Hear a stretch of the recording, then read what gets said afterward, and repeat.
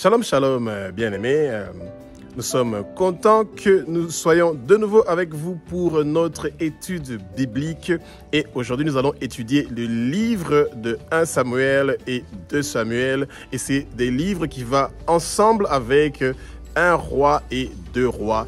Et je suis sûr que nous allons vraiment avoir un moment où nous allons acquérir une connaissance que le Seigneur est en train de nous donner et c'est vraiment merveilleux. Que le Saint-Esprit prenne le contrôle de ma bouche pour que ce que je veux dire, que ce soit des paroles qui ne viennent pas de moi, mais qui viennent du Saint-Esprit et que le vent impétueux du Saint-Esprit remplisse le lieu où vous êtes pour que vous soyez remplis du Saint-Esprit et que cette parole qui est en train de venir descende sur vous et que ça entre et que cette parole-là reste dans votre cœur, que ça devienne une semence qui va donner des arbres qui vont donner des fruits qui sont mûrs et que le sang précieux de Jésus-Christ de Nazareth soit appliqué sur vous de la tête aux pieds et de l'endroit où vous êtes pour que toute force qui vient du monde des ténèbres, qui veut vous empêcher de recevoir la parole du Seigneur, soit détruite au nom puissant de Jésus-Christ de Nazareth et que toute maladie qui vous dérange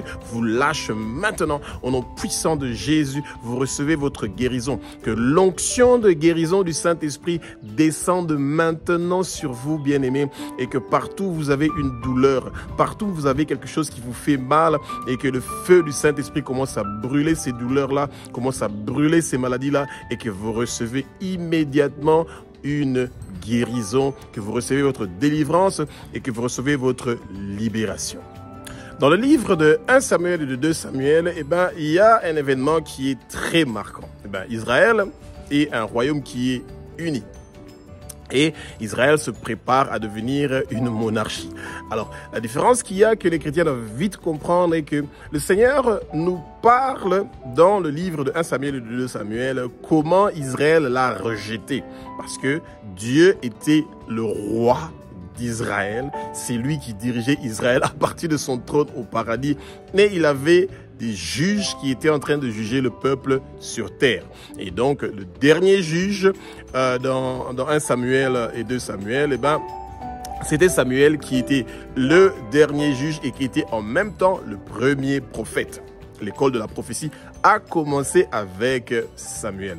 Alors, Samuel, le peuple d'Israël, les 12 tribus d'Israël, voulaient être comme les autres peuples tout autour d'eux.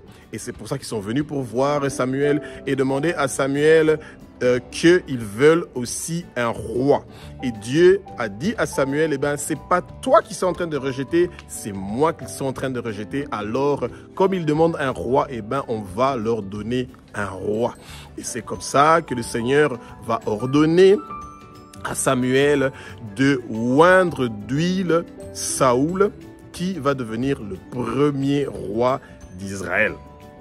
Et c'est bien aimé, c'est un événement triste et dommage de voir que le peuple de Dieu voulait devenir comme les autres. Dans notre vie, nous ne devons pas vouloir être comme les autres. Non, quand on a un appel, quand notre famille est appelée à servir le Seigneur et que nous sommes des élus, nous ne sommes pas comme les autres. On ne doit pas vouloir être comme les autres.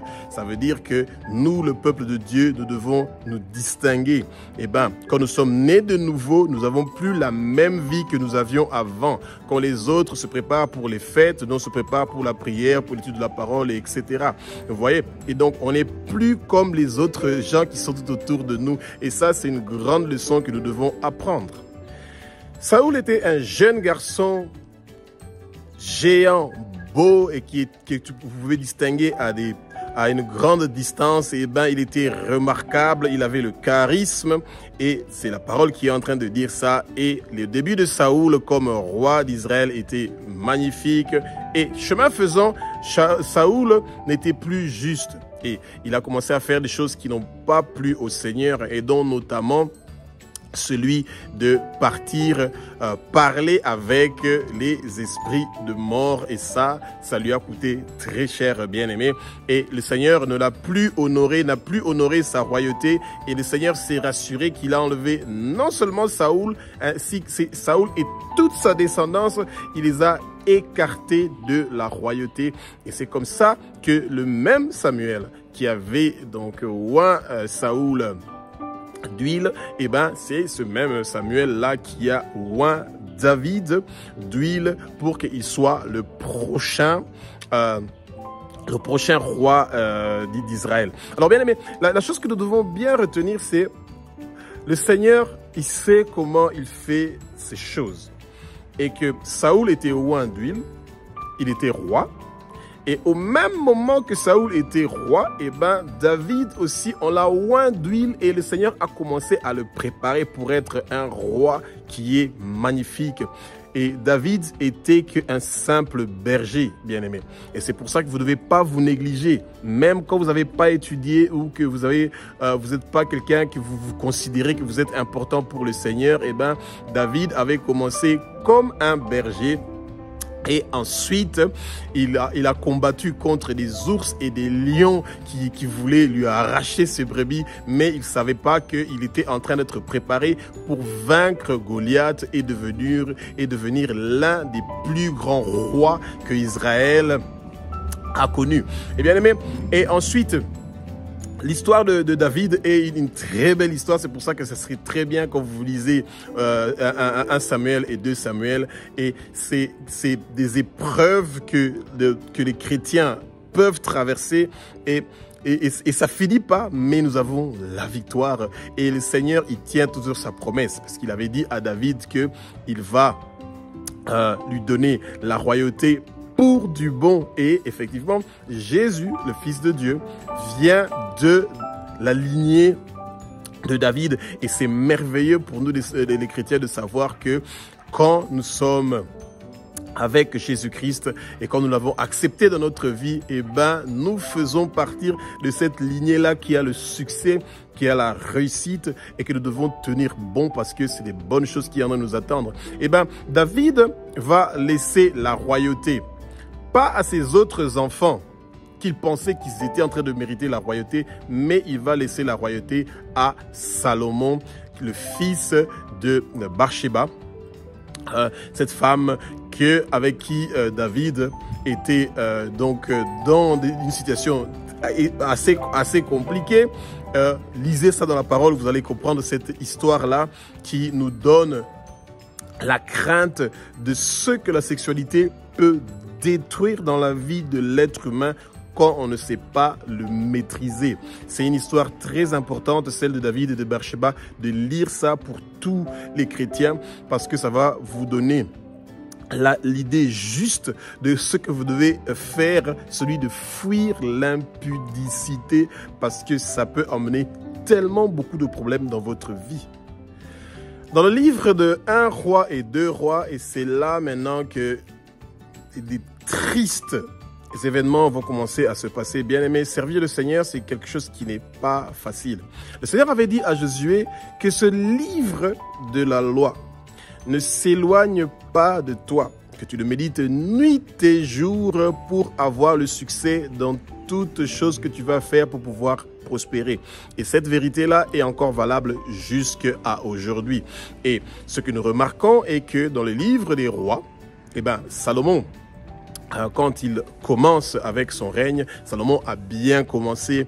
Il a été le roi et jusqu'à maintenant, il est la personne le plus sage que le Seigneur a donné. La sagesse, l'intelligence, la science, le discernement, la connaissance et la réflexion. Et jusqu'à nos jours, il y a personne qui est riche comme Salomon était riche. Peu importe les milliards que les gens ont en ces jours d'aujourd'hui, eh ben, ils ne vont jamais égaler la richesse que Salomon avait. Salomon était, il est et il restera apparemment l'homme le plus riche. Quand vous lisez ce qu'il était en train de manger, la quantité de nourriture qu'on était en train donc, de préparer pour la maison du roi, les cadeaux qu'on était en train de lui apporter, des tonnes d'or que les autres gens venaient pour apporter à Salomon. Eh ben, il n'était pas riche avec ce que vous voyez aujourd'hui, les miettes qui sont les comptes en banque. Non, il était vraiment riche avec des richesses que vous pouviez voir de vos propres yeux. Et il avait les meilleurs habits et il avait un pouvoir incroyable. Mais Salomon va se détourner donc du Seigneur. Mais le Seigneur aimait tellement Salomon qu'il n'a pas divisé Israël pendant la royauté de Salomon. Du tout. Et c'est quand le fils de Salomon va devenir roi, Roboam, et que Roboam a commis l'irréparable dans le sens où, bien aimé, quand nous sommes jeunes, et que nous avons beaucoup d'énergie, il ne faut pas que nous pensions que nous n'avons pas besoin des conseils de nos anciens. Roboam, avec ses amis qui étaient jeunes, ils ont rendu la vie difficile au peuple. Le peuple s'est révolté contre eux et c'est comme ça qu'Israël s'est divisé et que le Seigneur a arraché une partie du royaume, donc à la descendance donc de David. Donc il y a David, Salomon et Roboam. 10 tribus sont restées donc Israël dans le nord et dans le sud on a gardé Juda et Benjamin. Ça veut dire que Jérusalem est resté dans le côté donc de Roboam qui a gardé une partie seulement de la royauté et c'est comme ça que c'est parti pour beaucoup d'années, bien aimé, à cause de la désobéissance. Quand le Seigneur nous demande que ce livre de la loi, que la Bible soit avec nous nuit et jour, nous devons nous mettre à l'étudier. C'est très important pour que nous puissions obéir à la parole et faire ce que la parole nous demande, nous éloigner du péché et nous rapprocher du Seigneur, chercher la sanctification et être dans une vie où nous avons la paix et le repos. Alors dans 2 Rois, nous avons donc le royaume du nord, donc c'est les 10 tribus d'Israël qui se trouvent donc au nord d'Israël, qui seront dirigés par Jéroboam. Alors Jéroboam, et au lieu que lui, il puisse donc aussi suivre ce que le Seigneur veut qu'il soit obéissant envers la parole, Jéroboam va faire ce que son cœur veut et parce que les Juifs partaient pour faire beaucoup de pèlerinage, je vais y arriver, pèlerinage à Jérusalem, et ils voulaient plus partir donc à Jérusalem qui était donc à Juda qui était donc le royaume du sud, ils ont préféré commencer à faire leur culte à eux dans le nord. Et c'est comme ça que Jéroboam a commencé donc à désobéir le Seigneur et pendant les 19 rois qui ont dirigé pendant 250 ans le nord d'Israël, ils ont fait seulement des choses qui n'ont pas plu au Seigneur. Et les conséquences étaient grandes jusqu'au point où Israël se divisait en 4 parties et bien aimé, quand nous avons un problème entre nous les êtres humains, il n'y a aucun souci. Sûrement qu'on pourra trouver une solution. Mais quand on a un problème avec Dieu, il n'y a personne qui peut venir intervenir. Et c'est pour ça que c'est beaucoup plus facile pour nous les êtres humains de obéir à la parole du Seigneur au lieu de chercher à faire des choses à notre façon. Surtout les rois, les dirigeants, les gens qui sont élevés en dignité, qui veulent faire des choses selon leur volonté et non selon la volonté du Seigneur, il y a des conséquences qui sont terribles et pas seulement pour le roi, mais aussi pour son peuple. Tandis que dans le royaume du Nord, Israël était en train de désobéir donc le Seigneur, où il y a Jérusalem dans le royaume du sud, où il y a le Juda et le peuple de Juda et de Benjamin, Roboam continue à faire des scandales et sur 20 rois qu'ils ont eu dans le royaume du sud, il y en a seulement 8 qui étaient obéissants envers le Seigneur et tous les autres aussi, ils n'ont pas eu la crainte du Seigneur.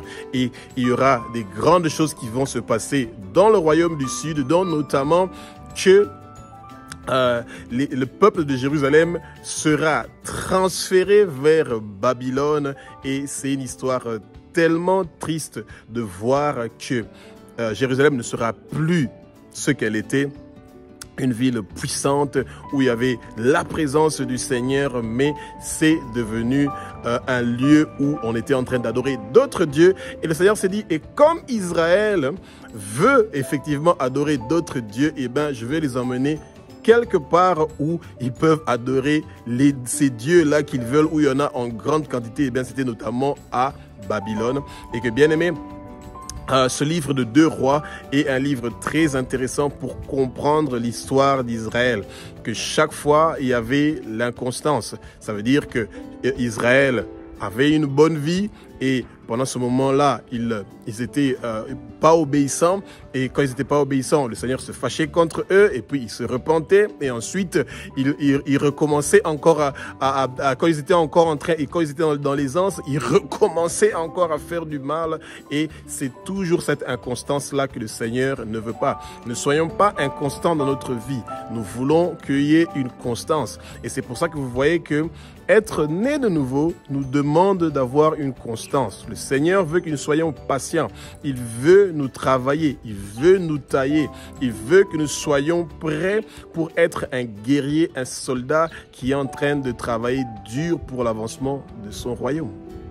Espérons que vous avez appris quelque chose ensemble avec nous concernant 1 Samuel et 2 Samuel, 1 roi et 2 rois, et nous nous préparons à continuer à étudier la parole le plus vite possible que nous le pouvons.